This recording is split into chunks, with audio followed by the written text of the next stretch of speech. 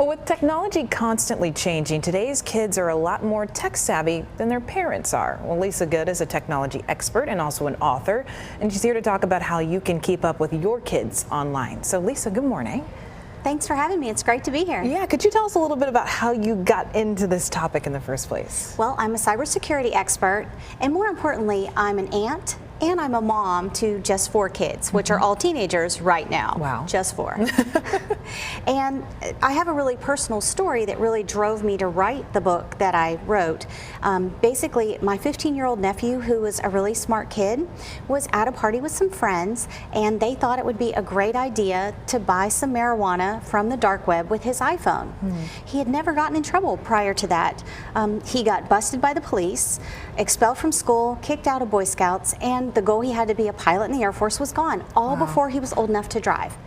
So I made it my mission not just to protect businesses, but to also start to educate parents, because I thought if that can happen to someone like my nephew who has an aunt who's a cybersecurity expert, it could happen to anybody's child, and I didn't want anyone else's child to go through what my family's gone through with my nephew. Right, and you talked about the dark web. Now, what are secret apps? Well, a secret app is basically an app that functions exactly like it says, whether it's a calculator, a music app, or a chat app, but it's got a sinister dark side. It lets kids hide photos, videos, phone calls, and text messages from their parents, which lets them get involved in crime, drug addiction, ruin their academic future, and some even end up dead. That's what happened with my nephew as far as ruining his future.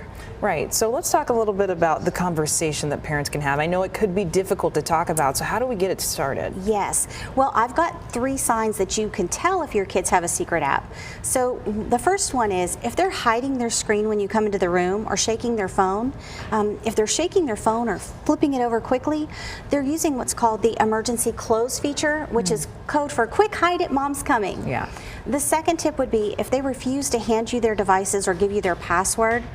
And the third would be if they have 2 or more type of apps installed, such as 2 calculators or 2 chat apps, the odds are one of those is a secret app. In fact, I have an example of a calculator app where you put in the password, it opens a secret vault.